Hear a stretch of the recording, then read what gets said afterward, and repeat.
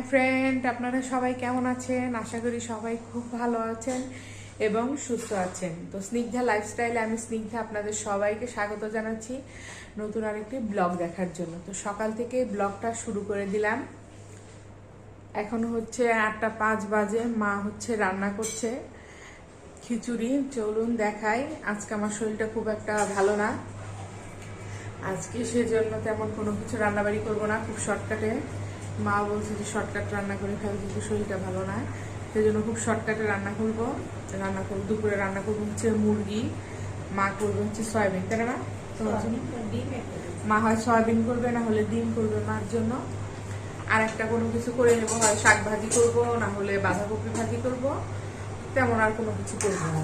আজকে সকালবেলায় অনেক রোদ্র উঠেছে, বেশ ভালো রোদ্র উঠেছে, চকচকা।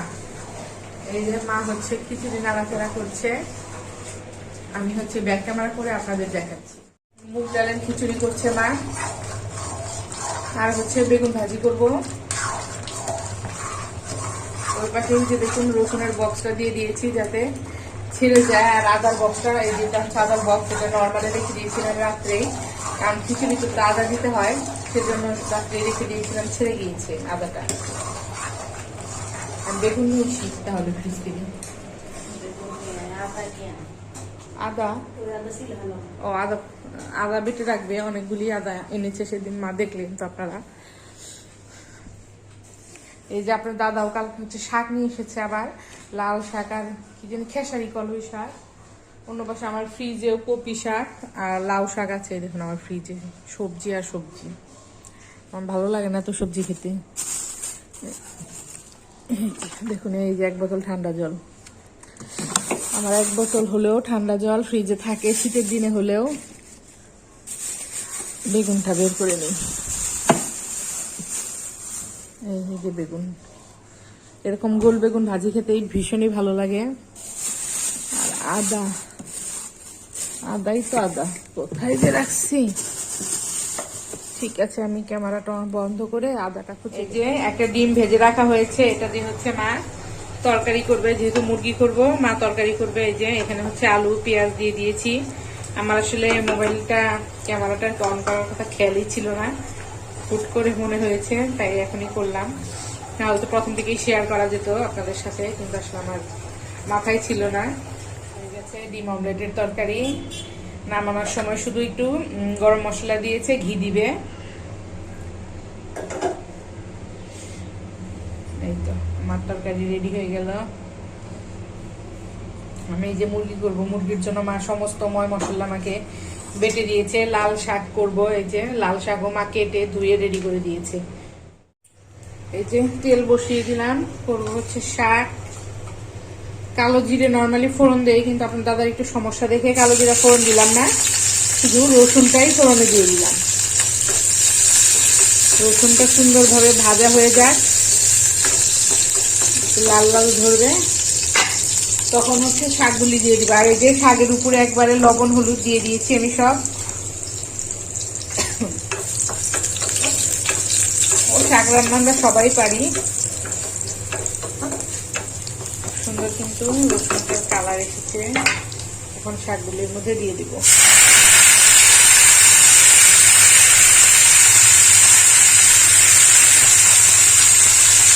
কাঁচামরিচ দিয়ে দিলাম।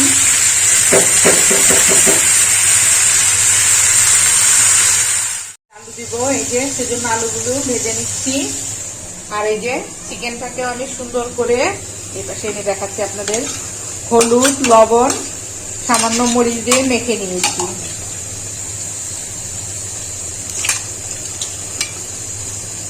আমি তো ব্রয়লার রান্না করলে আপনাদের সাথে সবসময় বলি যে আমি একটু ভেজে নিই ব্রয়লারটা, তাহলে হচ্ছে ব্রয়লারটা খেতে ভালো লাগে।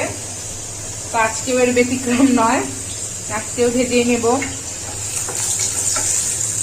চিকেন রান্না আর কি দেখাবো বলুন, চিকেন আমরা সবাই রান্না করতে পারি, আর সব ঘরেই 2-1 দিন পরপরই চিকেন হয়ে থাকে।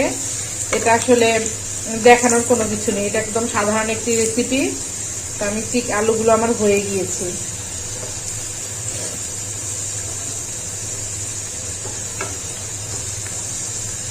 চিকেন একবারে দিয়ে দিলাম, ভেজে নেব। বারবার দিতে যাব, একবারে দিয়ে দিলাম, ঝামেলা শেষ।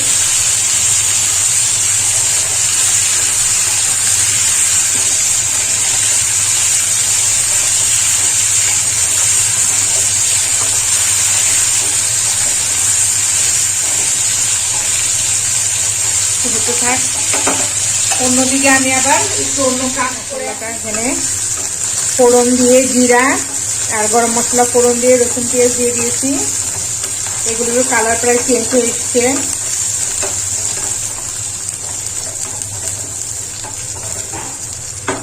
আর এখানে এই যে মশলাটা গুলে নিয়েছি, আদা বাটা, জিরা বাটা, শুকনা মরিচ বাটা, হলুদ, লবণ আর কি ধনিয়া, এগুলি সব ছিল।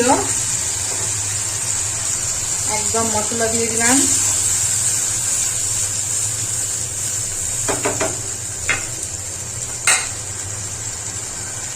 মশলার সঙ্গে এখন মাংস আর আলুগুলো দিয়ে দিব, যাতে এগুলো খুব সুন্দরভাবে কষে যায়।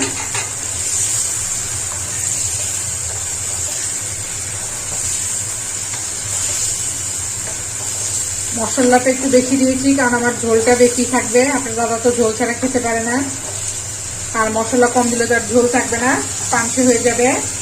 সেই জন্য মশলাটা একটু বেশি দিয়েছি। তো মাংসটা কষতে থাকুক। মাংসটা কিন্তু খুবই সুন্দরভাবে কষিয়ে নিচ্ছি আমি।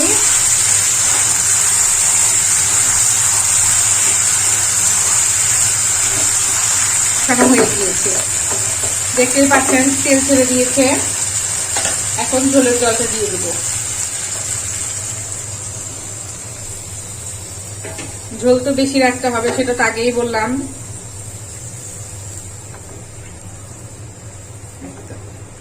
যথেষ্ট পরিমাণে ঝোল রাখা হয়ে গিয়েছে।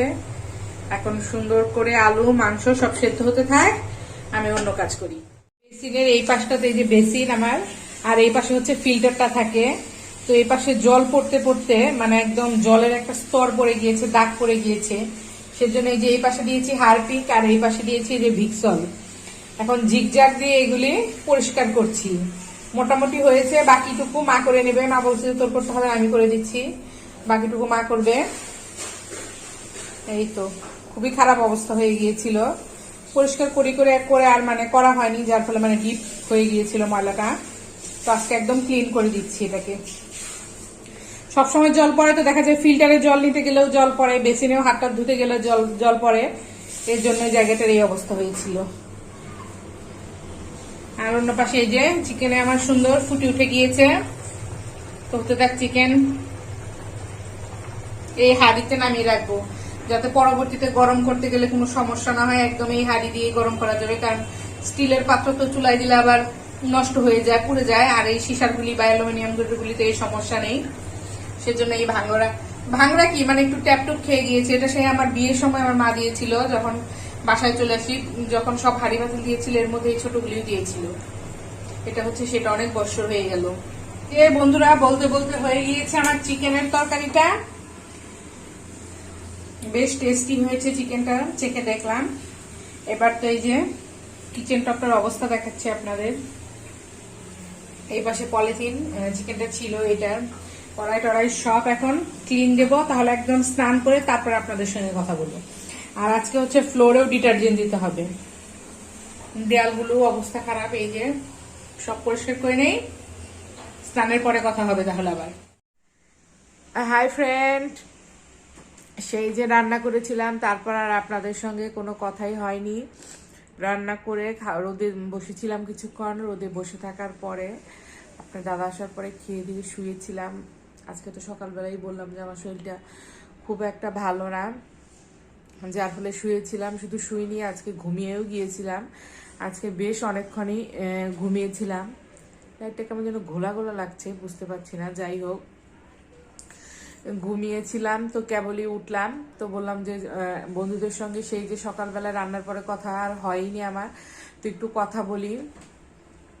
সেই জন্য বিছানায় বসেই আর কি ভিডিওটা অন করলাম। এখনো কিন্তু ফ্রেশও হয়নি, ফ্রেশ হব। মা ওই পাশে থেকে উঠে মা হচ্ছে স্নানে গেল। মা বলে যে পুজো দেওয়ার সময় হয়ে আসছে, তো আমি স্নান টান করি, ঘরটা মুছে আবার ঠিকঠাক করি।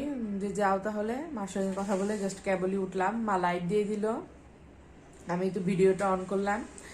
শরীর ভালো না থাকলে আসলে কোনো কিছুই মানুষের ভালো লাগে না, যার ফলে শুয়ে ঘুমালাম। নাহলে আমি শুয়ে থাকি, দুপুরে খুব একটা আমার ঘুমাই না বা ঘুম হয় না। তো এই তো ঘুম থেকে উঠলাম। তো ঠিক আছে, তাহলে ফ্রেশ ট্রেশ হয়ে নেই। রাতে হচ্ছে যে মাংসটা করেছি মুরগির, তো সেটা দিয়ে খিচুড়ি করার ইচ্ছে আছে। যদি করি তাহলে তো আপনাদের সঙ্গে অবশ্যই শেয়ার করব। তো থাকুন তাহলে, পরে আবার কথা হবে।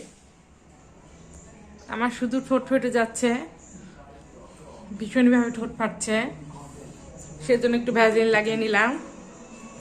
তো এখন হচ্ছে রান্না করতে চলে যাব। রান্না করার আগে হচ্ছে সর্বপ্রথম যে কাজটা করব সেটা হচ্ছে মুগ ডাল ভাজি করব। আমি সব সময় মানে মুগ ডাল এনে ভেজে রাখি, তো ভাজা ছিল, সেগুলি শেষ হয়ে গিয়েছে। এখন যেহেতু মুগ ডালের খিচুড়ি করব, তো একটু কেন ভাজবো, পুরাটাই ভেজে রেখে দিব। তো ডাল আগে বের করে নেই। এই যে মুগ ডালগুলি কিন্তু আমি ভাজতে চেয়েছিলাম, কিন্তু মা বললো যে না, দরকার নেই, তোরটা তো ভালো হয় না, আমি যেহেতু আছি তাই আমি ভেজে দেই। তাই এই যে মা মুগ ডাল ভেজে দিচ্ছে। এই যে পুরো 1 কেজি আমি সবসময় ভেজে রাখি, তাহলে কি কাজের সময় সুবিধা হয়। না হলে দেখা যায় যে ওই যখন প্রয়োজন তখন ভাজতে গেলে না বিরক্ত লেগে যায়। সেজন্য আমি সবসময় এই যে দিয়ে দাও। এই যে মুগ ডাল ভাজা হয়ে গিয়েছে, টেবিলে নিয়ে আসলাম। অন্য পাশে হচ্ছে রান্না বসাবো। তো চলুন আপনাদের সঙ্গে শেয়ার করি।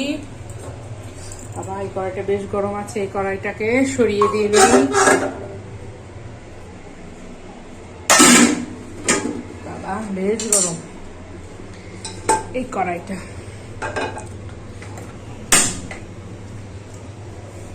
এই যেখানে হচ্ছে তেলটা আমি বসিয়ে দিয়েছি, দুপুরে যে চিকেনটা করেছি ওটা দিয়েই মূলত হচ্ছে আমি খিচুড়িটা করব। এলাচ দিয়ে দিলাম একটা দারচিনি। এই দারচিনিটা ভীষণই মোটা, মানে আমি কোনোভাবে এটাকে ভাঙতে পারলাম না। দিয়ে দিচ্ছি পেঁয়াজ, অল্পই দিচ্ছি, পেঁয়াজ রসুন সবই আমি অল্প অল্প দিচ্ছি। যে রসুনও কুচি করে নিয়েছি, কারণ এখন সবই তো ডিপে আছে, ওগুলি সবই বরফ হয়ে গিয়েছে, ওগুলি ছাড়াতে গেলে আমার অনেক সময় লেগে যাবে। আমি আর কি শর্টকাট করতে চাচ্ছি। এখানে দেব হচ্ছে আমি চিকেনটা, আর স্পেশালি যেটা দেব সেটা হচ্ছে এই যে জলপাইয়ের আচার নিয়েছি, আচার দিয়ে করব, ভীষণই টেস্টি হয় এটা খেতে।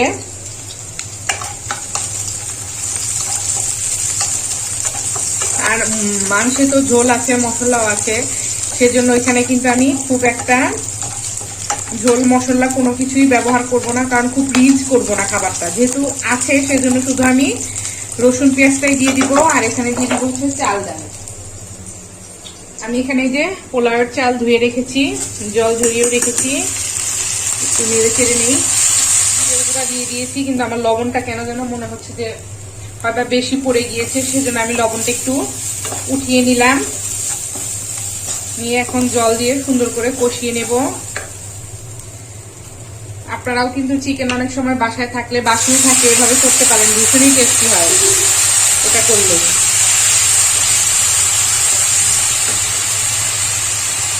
এখনই আমি আচারটাও দিয়ে দিব, শুকনো মরিচটা রেখে দিলাম।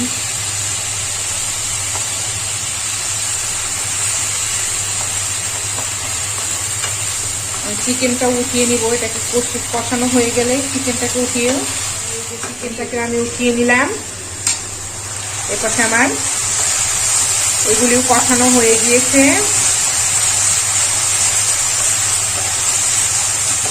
এখন আমি চিকেনগুলি দিয়ে দিব, একদম আলু টালু যা আছে সব সহই দিয়ে দিব, কিন্তু সবটুকু দেবো না, তাহলে বেশি হয়ে যাবে। আমি আচ্ছা দিয়ে নিই, কারণ এক হাত দিয়ে ভিডিও করতে তো সমস্যা হয়ে যাবে। যে এখন মাংসটা আবার দিয়ে দিলাম, একবার তো কষিয়ে নিলাম, দেখলে নিই। এখন আবার এই ঝোলটার সঙ্গে আবার সুন্দর করে কষিয়ে নেব।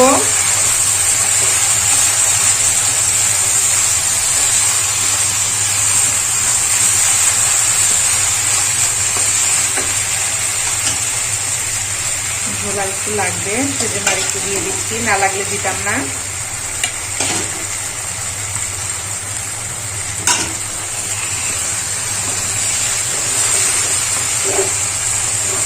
এভাবে করে আপনারাও দেখবেন, ভীষণই মজা লাগে খেতে।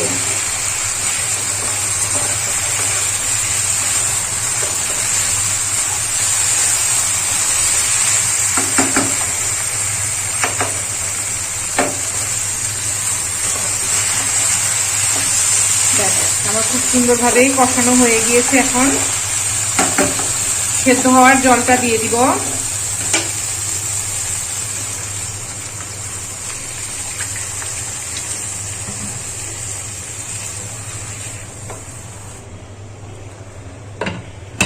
এই যে লবণটা লেগে যাচ্ছে, কিন্তু এখন চুলার আঁচটাকে কমিয়ে দিতে হবে। আমি এখন দেখি কি অবস্থা সেদ্ধর।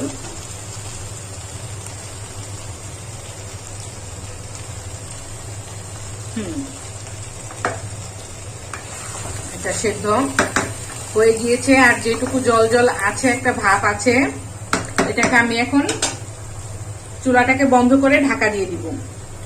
একদম খাওয়ার সময় আপনাদের সঙ্গে শেয়ার করব।